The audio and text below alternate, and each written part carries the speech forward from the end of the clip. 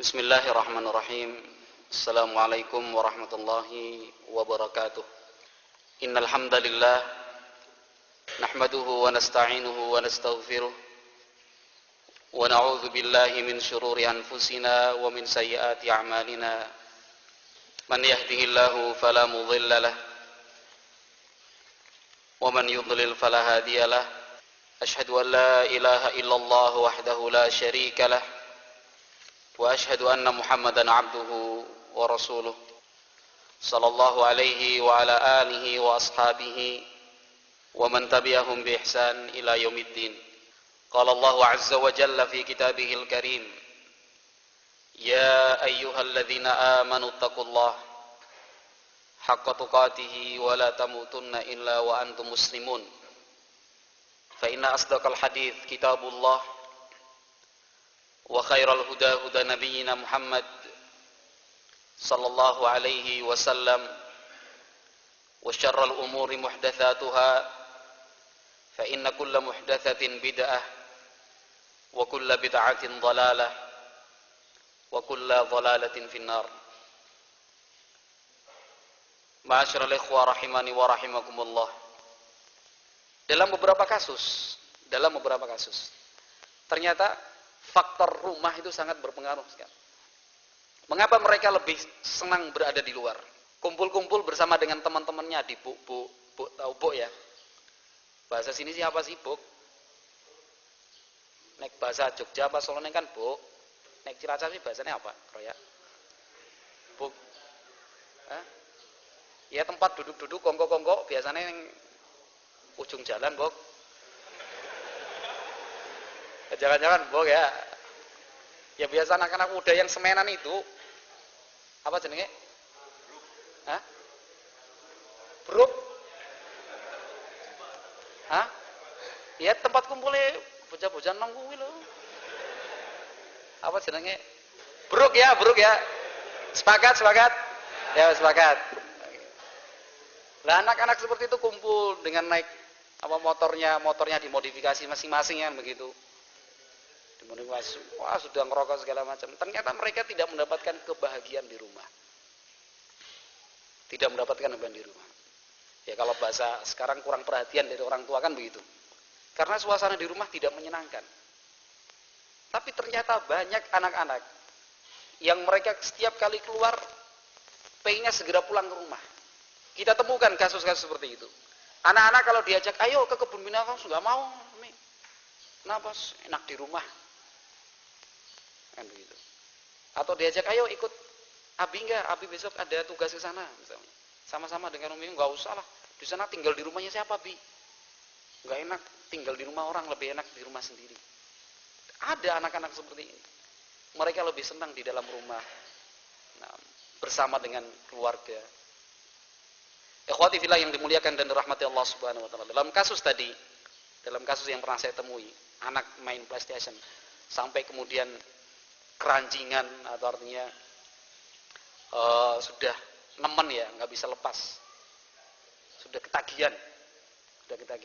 Ternyata dia tidak mendapatkan sesuatu yang menyenangkan di dalam rumahnya. Tidak mendapatkan sesuatu yang menyenangkan di dalam rumahnya. Dia melihat ibunya bukanlah sosok yang menyenangkan. Dia melihat ayahnya pun demikian. Bukanlah pribadi yang menyenangkan. Dia melihat saudara-saudaranya adalah saingan beratnya. Bukan sebagai seorang saudara.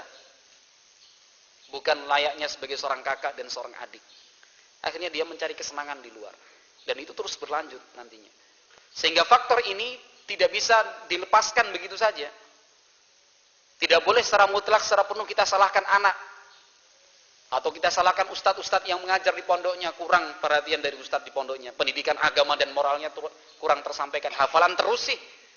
Mana pelajaran adab dan akhlaknya? Begitu. Bahasanya cukup pedas mengkritik pondok pesantren salafi. Kenapa? Hafalan Quran terus. Pelajaran akhlak adabnya ditambah dong ustadz. Loh kenapa sih? Anak saya main PS. Oh ya, berarti besok ada pelajaran adab. Salah satu judulnya tidak boleh main PS. Oh ya, kan gitu. Tapi faktor rumah tidak boleh diabaikan. Faktor rumah itu tidak boleh diabaikan. Karena ternyata anak-anak yang soleh dan solehah masih banyak. Anak-anak yang soleh dan solehah masih banyak. Anak-anak yang soleh dan solehah seperti ini yang lebih memilih tinggal di rumah bersama dengan keluarganya, ibu dan ayahnya, umi dan abinya. Ketika dia diajak sekali keluar rumah, jalan kemana, oh ternyata ada ini tuh, ada ini tuh. Oh, itu heran dengan dunia luar. Tapi tetap dalam hatinya lebih menyenangkan hidup di rumah sendiri. Maka itu tugas kita. Terutama seorang suami, seorang ayah. Tugas utama kita adalah berusaha menciptakan suasana rumah sebagai suasana surga yang menyenangkan. Sehingga anak-anak tidak akan menjadi kesenangan di luar. Istri kita pun tidak akan menjadi kesenangan di luar. Kita sendiri pun tidak akan menjadi kesenangan di luar. Di dalam rumah kita sendiri. Kembali kepada kita, Rasulullah SAW menyatakan di dalam hadisnya, kullukum ra'in wa kullukum mas'ulun an ra'iyati. Masing-masing kalian adalah seorang pemimpin. Dan masing-masing pemimpin akan diminta pertanggungjawabannya di hadapan Allah Subhanahu wa taala. Adil. Itu poin yang kedua. Adil antara suami dan istri. Sebagaimana kita menginginkan kebaikan dari istri, istri pun menginginkan kebaikan dari kita. Sebagaimana kita ingin anak-anak kita menjadi anak-anak yang saleh dan salehah. Ingat, anak-anak kita pun menginginkan kita menjadi ayah yang saleh. Anak-anak kita pun menginginkan agar ibunya menjadi ibu yang salehah. Sama. Nah, sebagaimana kita menuntut anak-anak kita untuk mereka dalam usia sekian ditarget harus bisa menghafal Al-Quran selesai, anak-anak pun menuntut dari kita, mana contohnya wahai ayah. Berikan contoh dan teladan untuk kami wahai ibu. Ketika kita perintahkan mereka, ayo salat sunnah, ayo salat witir, ayo salat qiyamul lail, salat tarawih, mereka pun bertanya dan berharap, menunggu-nunggu, kapan ayahku juga salat tarawih? Kapan juga ayahku salat sunnah? Kapan ayah dan ibuku melaksanakan salat witir? Sama. Nah, sehingga ayat tadi, walahunna mithlul ladzi alaihinna bil ma'ruf, dijadikan para ulama sebagai kaidah bukan antara hanya untuk suami dan istri saja, tetapi untuk semua hal. Kita bersama sahabat, kita bersama dengan tetangga, kita kepada pimpinan dan atasan, kita kepada anak buah dan karyawan. Ketika kita menginginkan kebaikan dari seorang sahabat, kita pun harus berikan kebaikan yang serupa kepada sahabat itu. Kalau kita ingin dihormati oleh anak buah dan karyawan, maka kita pun harus berbuat baik dan perhatian kepada karyawan dan anak buah. Kalau kita ingin disayang oleh atasan, kalau kita ingin diperhatikan oleh pimpinan, maka kita menjadi anak buah dan karyawan yang baik. Seperti itulah Allah Subhanahu wa taala menetapkan sunnatullah di atas muka bumi ini, al jaza'u min jinsil amal. Balasan yang kita dapat sesuai dengan perbuatan yang kita lakukan. Ikhwati fillah yang dimuliakan dan dirahmati Allah Subhanahu wa taala. Mungkin itu poin yang kedua. Poin yang ketiga. Ini kita masih dalam tahapan dan langkah usaha menjadikan rumahku adalah surgaku. Poin yang ketiga adalah membiasakan musyawarah di dalam rumah tangga. Membiasakan untuk mengadakan musyawarah di dalam rumah tangga. Sebenarnya ajaran bermusyawarah ini kita sudah cukup mengenal dengan baik. Akan tetapi kita membutuhkan praktek nyata dan konkretnya seperti apa? Praktek nyata dan konkretnya seperti apa? Bukan mentang-mentang sebagai seorang ayah, seorang kepala rumah tangga, kemudian segala keputusannya harus diputuskan sendiri tanpa meminta pertimbangan, masukan dari istri, dari anak-anak. Minta masukan kepada mereka. Ini sangat memiliki pengaruh yang sangat luar biasa dalam keharmonisan rumah tangga. Istri, anak-anak, jika telah dikondisikan untuk selalu bermusyawarah, musyawarah dengan baik, mereka sangat merindukan saat-saat seperti ini. Sungguh, wallahi, demi Allah, yang telah mengamalkannya pasti telah merasakannya. Saat-saat bermusyawarah adalah saat-saat yang paling ditunggu dan dinanti. Pernah kita di dalam rumah kita sendiri bersama istri dan anak-anak, ayo Abi pulang, saya pulang bawa martabak manis yang dibilang dengan istilah lain terang bulan, ya kan, martabak manis. Ada martabak, gurih. Yang di dalamnya ada seledrinya, telurnya, nikmat sekali. Pulang, bilang, ayo kumpul. Meskipun anaknya 2, apalagi 7, nggak ada masalah. Kumpulkan ini Abi bawa, belikan minumannya spesial. Makan, minum. Sambil makan, sambil minum. Gini, Abi itu kemarin pas keluar kok, lihat sebuah rumah itu, catnya bagus sekali warnanya. Misalnya. Habis sekarang pengen ganti cat rumah ini. Gimana? Coba ya. Oh ya Bi, nanti kamarku warnanya biru muda Bi. Oh ya, biru muda. Kamu kamarnya, aku ungu Bi. Ungu. Kamu kamarnya, anaknya 7 ini. Kau warnanya apa? Hijau muda Bi, semua. Kan gitu, nggak apa-apa. Besok Abah belikan masing-masing warna 1 kilo karena kamarnya 1 dipakai ber-7. Jangan dibayangkan 1 orang 1 kamar. Ini 1 kamar besar, anaknya laki-laki semua misalnya.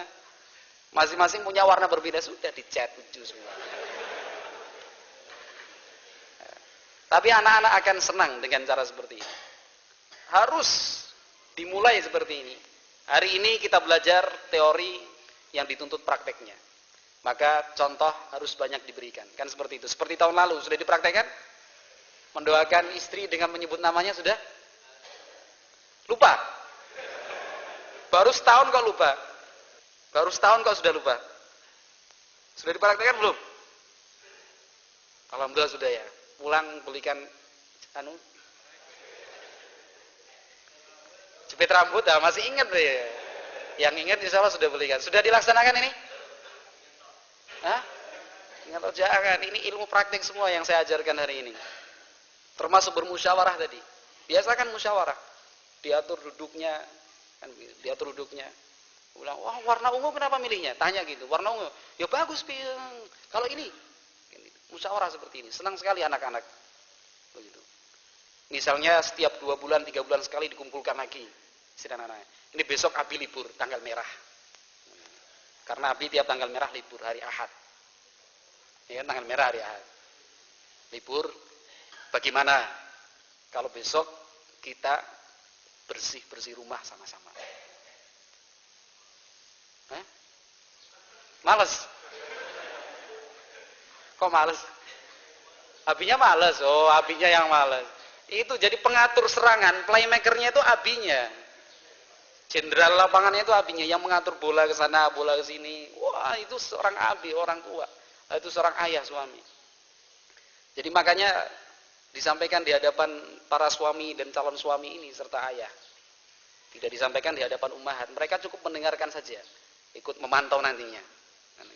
Tapi tugas sebenarnya bola itu di tangan kita. Bola itu di tangan kita. Praktekkan seperti ini.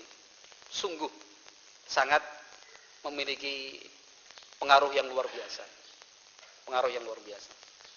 Atau meskipun bukan dalam suasana yang resmi, duduk-duduk di atas kasur ranjang bareng-bareng kumpulkan, ayo misalnya. Praktekkan sungguh. Tapi jangan sampai jadi itu, apinya yang malas itu. Repot kalau sudah apinya malas. Nah, pernah kerja bakti sama-sama di rumah? Dibuat planningnya loh. Besok apa dibersihkan? Kamu ini, ibu, umi yang ini kamu si A, ini kamu si B ini. Nanti Abi yang ngawasi. Ngawasi. Itu perlu, subhanallah. Islam mengajarkan musyawarah. Wa amruhum syura bainahum. Bermusyawarah itu bukan hal-hal yang berat saja. Nanti kalau sudah berat baru ayo kumpulkan ikhwannya kita musyawarah. Bukan, sampai hal-hal yang paling kecil sekalipun Islam mengajarkan kita untuk bermusyawarah. Coba saya berharap ada ya paling tidak 10% dari hadirin hari ini. Bagaimana kalau kita bersih-bersih rumah? Sarang tikus sudah banyak. Kan gitu. Kemudian sawang-sawang laba-laba juga sudah banyak sekali, kan, sampah, kamar mandi di pojokannya itu, subhanallah, sudah banyak lendirnya. Yang pojokan itu tempat lubangnya itu, pegang ini aja sudah licin sekali. Bukan licin karena saking bersihnya, saking ininya kan begitu. Bak kamar mandi dikuras, Persiapan, Masya Allah. Musyawarah. Apapun. Musyawarah apapun. Besok mau kemana? Besok hal-hal yang paling sederhana, yang paling kecil seperti ini. Subhanallah. Ini sangat memberikan pengaruh yang besar sekali. Allah Subhanahu wa taala berfirman dalam Al-Qur'an dalam surat Ali Imran ayat 159, "Wasyawirhum fil amri." Dan bermusyawarahlah dengan mereka dalam urusan-urusan tersebut. Nah, dalam urusan-urusan tersebut. Terutama dalam hal kebersihan di rumah. Terutama dalam hal kebersihan di rumah. Ikhwati fillah yang dimuliakan dan dirahmati Allah Subhanahu wa taala. Kebersihan adalah sesuatu yang sangat diperhatikan dan sangat dituntut oleh Islam. Dan dengan kebersihan ini juga, maka suasana di rumah pun akan semakin baik. Betul-betul menjadi surga. Surga bagi mereka. Kita mulai dari hal yang paling kecil yang dianggap sederhana dan remeh. Yang sebenarnya telah diajarkan oleh Rasulullah sallallahu alaihi wasallam. Bau mulut, mohon maaf, bau mulut. Kan nggak bisa sampai ke speaker ini ya, bau mulut saya. Nah. Islam demi menciptakan suasana rumah sebagai suasana surga, artinya suasana yang menyenangkan. Jadi surga itu yang saya maksud dalam pertemuan ini adalah surga adalah tempat yang menyenangkan. Rumah adalah rumah yang menyenangkan adalah ketika kita mulai dari bau mulut. Kemudian dari bau mulut ini kita akan berpindah ke aroma ruangan di dalam rumah kita semua. Mulai dari kamar mandi misalnya, ruang keluarga, ruang tamu, dapur, karena cuma punya 4. Kamar mandi, dapur, ruang keluarga, ruang tamu. Alhamdulillah yang punya lebih daripada itu. Ruang keluarga sendiri, ruang mencuci sendiri, menjemur sendiri, alhamdulillah. Tapi masalah bau, aroma sangat berpengaruh sekali. Aisyah radhiyallahu taala anha meriwayatkan di dalam hadis yang disebutkan oleh Imam Muslim rahimahullahu taala. Kata Aisyah radhiyallahu taala anha, "Kana Rasulullah sallallahu alaihi wasallam idza arada an yadkhulal manzil yabda'u bis-siwak." Rasulullah sallallahu alaihi wasallam beliau setiap kali akan masuk ke rumah, sebelum masuk beliau bersiwak dulu. Sebelum masuk bersiwak dulu. Apa jadinya? Bayangkan kalau seandainya saya sebagai suami tidak memperhatikan bau mulut. Mau mendekat ke istri saja istri sudah pasang nafas. Meskipun tidak berani mengutarakan secara langsung, "Bi, mbok disikat giginya, Bi." Tidak berani mengutarakan. Tapi kan kita bisa paham dari bahasa tubuh.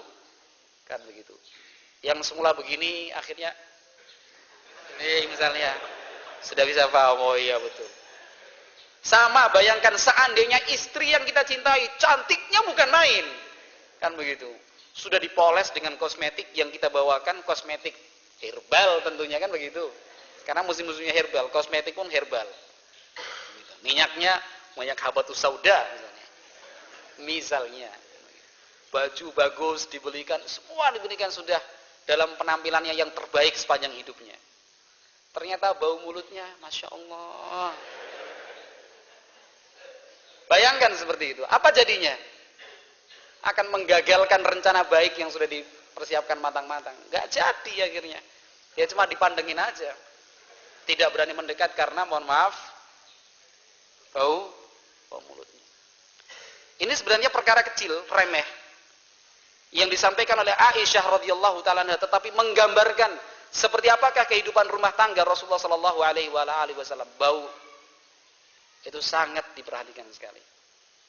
Bagaimana Rasulullah sallallahu alaihi wasallam menyatakan bahwa telah dijadikan kesenangan di dalam hatiku.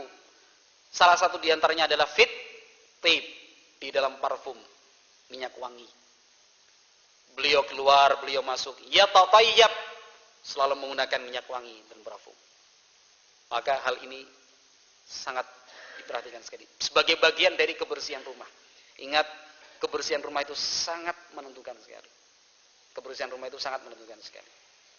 Mengapa orang lebih senang makan di restoran-restoran yang relatif lebih mahal harganya daripada makan di warung-warung kucing? Tahu warung kucing ya? Warung He. Kebersihan.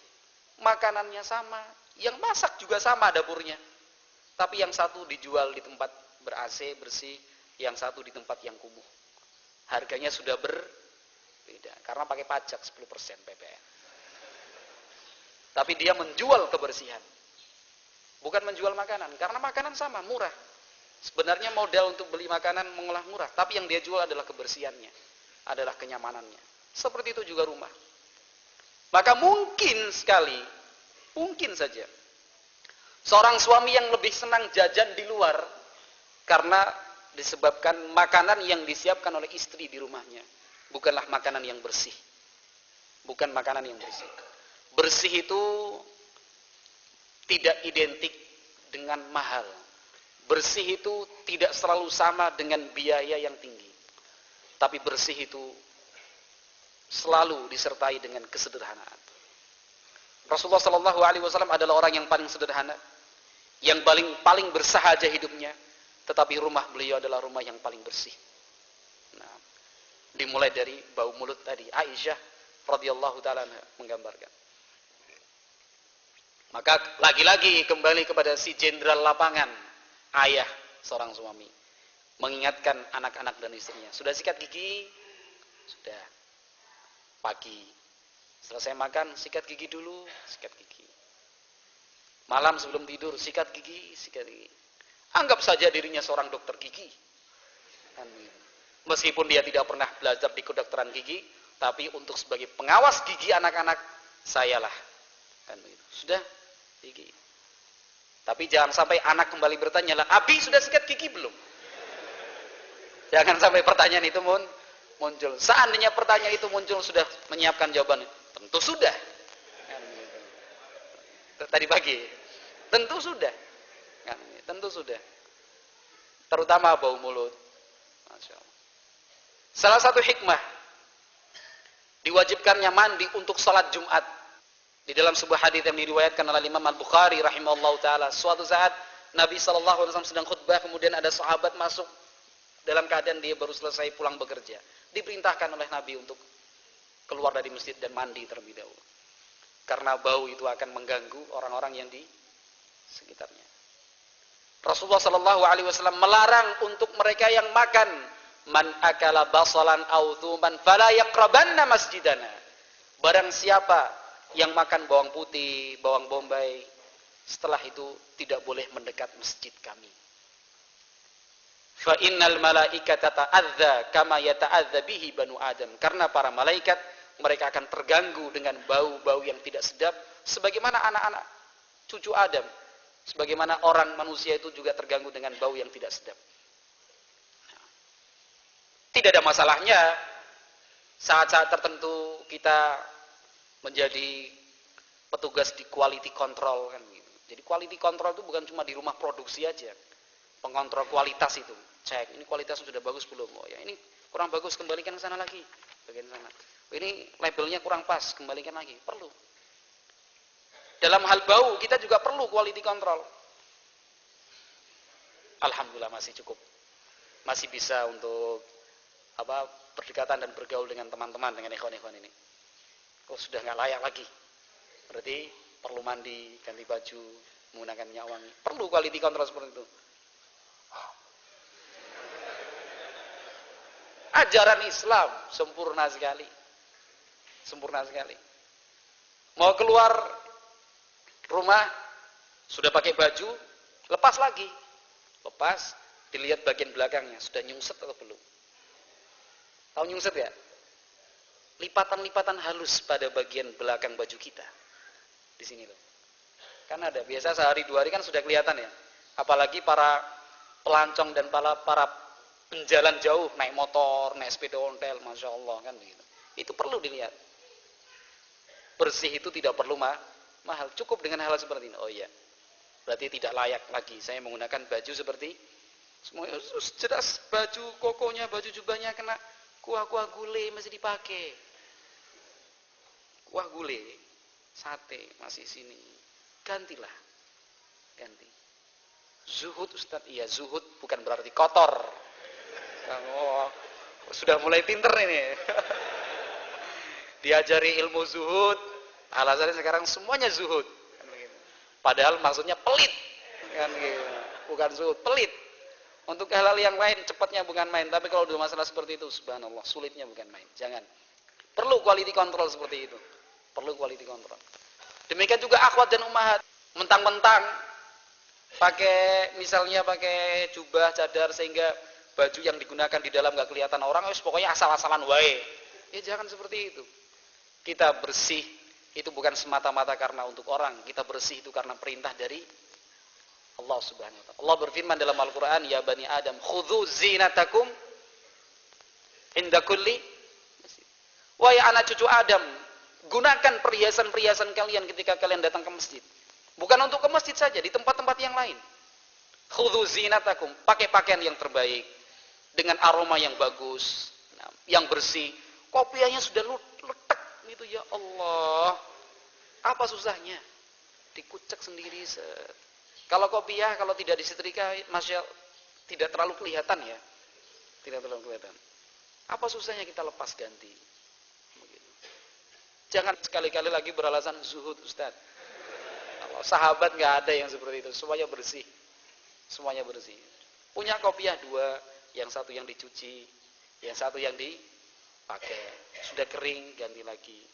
Tidak ada masalah. Kebersihan itu perlu. Nah, Jangan pelit lah untuk keluar beli deterjen 500 rupiah, 1000, 2000, 3000 demi melaksanakan ajaran Islam. Kopiahnya sudah ledak, sarungnya sengaja pilih yang warna hitam gelap-gelap. Jadinya nyucinya biar bisa sebulan sekali. Ya Allah, alasannya itu loh, biar nggak cepet-cepet nyuci. Ya Allah Subhanahu wa taala berfirman dalam Al-Qur'an, "Wa thiyabaka fatahhir." Dan pakaianmu maka sucikanlah. Dengan beragam penafsiran para ulama, ada yang menjelaskan wa thiyabaka fatahhir, akidahmu bersihkan dengan tauhid. Tetapi ada juga yang menafsirkan wa thiyabaka fatahhir adalah baju dan pakaianmu yang secara hakiki dan nyata itu bersihkan dan sucikan. Itu perlu diperhatikan. Mulai dari bau tadi ya. Beberapa hadis telah saya bawakan.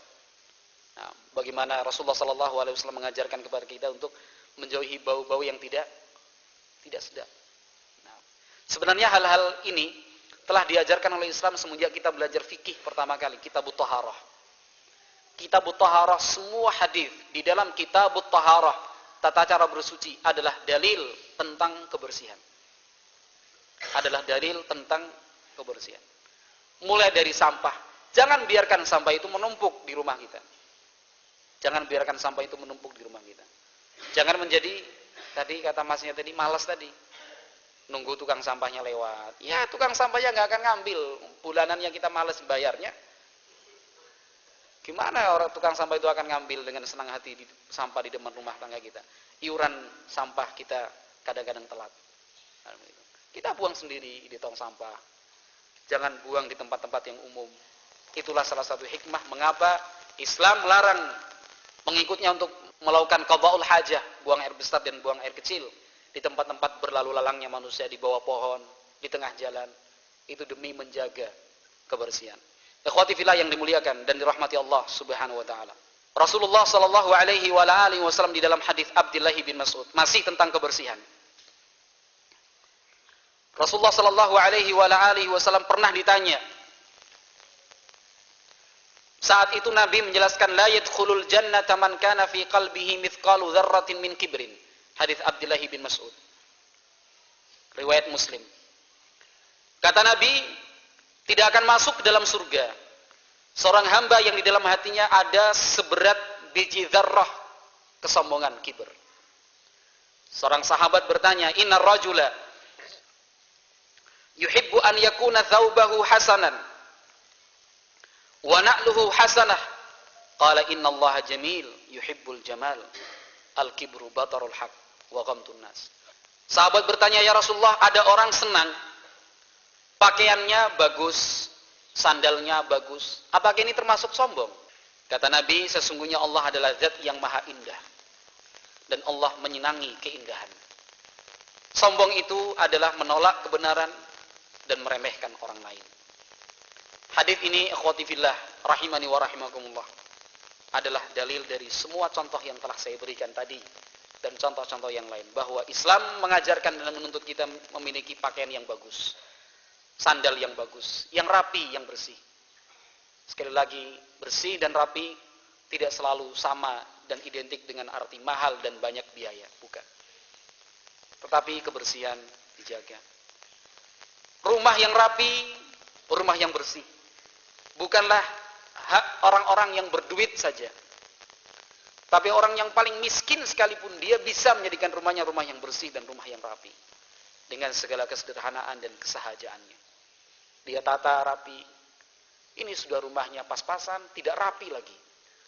Seharusnya rumah yang pas-pasan, yang rumah ala kadarnya itu ditutup. Nah, disempurnakan dengan keindahan dan kerapian. Dan itu kembali lagi kepada usaha dari kita. Banyak kita dapatkan. Saya sendiri beberapa kali melihat dan menyaksikan secara langsung rumah ikhwan-ikhwan kita yang rata-rata, walhamdulillah, ekonominya pas-pasan, rumah mereka menjadi bersih. Nah, rumah mereka bersih. Bolehlah rumah terbuat dari lipatan-lipatan bambu yang telah ditipiskan itu. Apa? Tabak. Pakai K apa? Kok? G? Tabak. Oh ya, tabak. Rumahnya gubuk. Sama-sama G belakangnya. Tabak, gubuk, semuanya gubuk. Tapi subhanallah, ada teman itu, disitulah letaknya. Ternyata kebersihan, keindahan, rapi itu tidak selalu identik dengan kaya. Dinding rumahnya tabak tadi. Tapi menjadi indah, bayangkan dia beli, dia tidak bisa membangun tembok dari batu bata dan semen. Apalagi dipelamin kemudian dicat dengan cat dulux yang 1 kilo 240.000 itu. Bukan seperti itu. Mahal ya. Tapi kualitasnya memang menjanjikan. Iya kan? Kualitasnya menjanjikan. Kena panas, kena hujan, tetap warnanya tidak berubah. Kecuali setelah masa kedaluarsanya selesai. Dia beli, subhanallah, teman kita. Dia beli kertas kado. Kertas kado dengan warna yang sama semua, dinding-dinding rumahnya, insyaallah. Telaten kasih kertas kado, melebihi warna cat. Kalau cat hanya satu warna, kalau kertas kado warnanya macam-macam, batik warnanya. Subhanallah, begitu ya. Ini contoh, bisa ditiru silakan yang masih punya rumah tabak, silakan ditiru. Nah, yang lubang-lubang itu kan di antara sela-sela tabak tadi kan ada lubang-lubangnya, tertutup, tidak ada angin yang masuk. Begitu. Murah, meriah, terindah. Kan begitu. Semua ada gini, subhanallah. Belum bisa dia semen. Lantainya masih tanah. Dia belikan kere, tahu kere enggak? Sini apalagi bahasanya. Kere itu ya dari bambu yang biasa untuk ya penutup panas yang rapi, ada benangnya itu loh. Yang murah dia beli kualitasnya. Dihamparkan di atas tanahnya. Setelah itu dia tutupi dengan tikar biasa. Sudah. Lebih sehat dibandingkan tanpa itu. Dikiranya malah orang kaya kan begitu. Subhanallah. Semua asalkan bersih. Depan rumahnya dibuatkan taman-taman kecil. Tidak perlu beli bunga cemani yang harganya jutaan per kilo atau adenium misalnya. Apa itu adenium atau floricum, anggrek berwarna ungu, nggak perlu mahal sekali. Cukup bunga-bunga yang ada sekitarnya, melati, murah, meriah, tur entuk jaluk tonggo, kan begitu. Tetangga punya banyak, tapi masya Allah. Jadi kebersihan, kerapian, jadi seneng datang ke rumah itu, masya Allah, enak. Tapi coba bayangkan kalau rumahnya kumuh, walah bebeh. Mau masuk rumah, males. Mau datang ke rumah, kayak tumpukan apa? Wah, kitab-kitabnya, koleksinya banyak. Setiap kali daurah beli kitab, beli. Fotokopian semua, tapi tidak rapi di sana. Sana numpuk, sini numpuk, penuh dengan debu. Makanya perlu musyawarah untuk kerja bakti bersama. Alhamdulillah, mudah-mudahan nanti yang sudah punya keluarga, istri dan anak-anak, bermusyawarahlah, kerja bakti. Kerja bakti bersih-bersih, bersih-bersih surga. Kan rumahku surgaku. Tempat yang menyenangkan. Jadikan rumah kita sebagai tempat yang sangat menyenangkan sekali. Kan begitu. Wallahu a'lam bishawab. Barangkali ini beberapa poin yang bisa saya sampaikan dalam kesempatan kali ini. Kita akan lanjutkan dalam pertemuan yang akan datang nanti insyaallah. Wallahu a'lam bishawab. Subhanakallahumma wa bihamdik, asyhadu an la ilaha illa anta, astaghfiruka wa atubu ilaik. Walhamdulillahi rabbil alamin.